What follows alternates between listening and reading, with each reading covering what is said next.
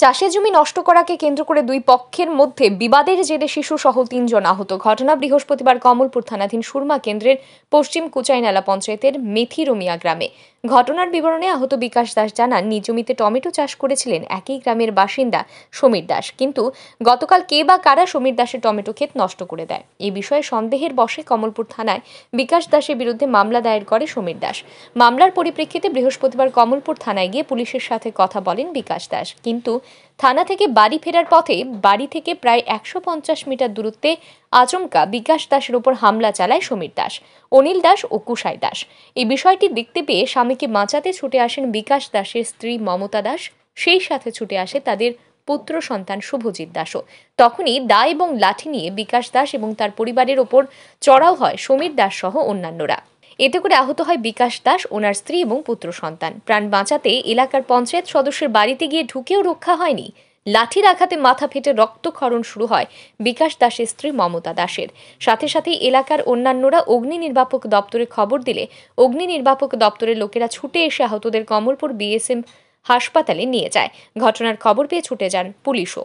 ঘটনা তো কি দাদা জানি না আমি, গত কিছুদিন আগে আমার এলাকা হইল মানে গ্রাম হইল মেথিরমিয়া গ্রাম, এখান থেকে গৌতম দেশের লাউ গাছ কাছে এটা সন্ধ্যা মোতাবেক আমার নামে কেস দিচ্ছে। আমি কেসের হাজিরাও দিয়ে গেলাম। গতকালকে নাকি কার টমেটো গাছ কাটছে, এটারও কেস আমার নামে দিয়েছে সন্ধ্যা মোতাবেক। বড়বাবু ডাকাইছে, আমি বড়বাবুর কাছে আসছি। কোন পিএসে আসলেন? কমলপুর পিএস। তার পিএস থেকে কথা কয়ে বাড়ি যেতে আমি মনে করতাম, বাড়ি ঢোকার মানে 150 মিটার আগে দুই পরিবারের সবাই মিললাম, আমার পরিবারের সম্পূর্ণ। কার পরিবার? গৌতম দাসের পরিবার আর হইল সমীর দাসের পরিবার। ওরা কি আপনাদের গ্রামের? হ্যাঁ, আমার পাশের বাড়ি। আচ্ছা, কাকে কাকে আহত করলো? আমি, বিকাশ দাস, আমার মিসেস মমতা দাস, আমার ছেলে 15 বছর শুভজিৎ দাস। কয়টার সময় ঘটনা? 2টা 2:30 হবে ঘটনা।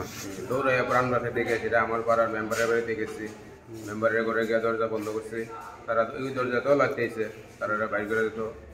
আমরা কি দিয়ে আঘাত করলো না? লাঠি। আপনার মিসেজের উপর কি দিয়ে আঘাত?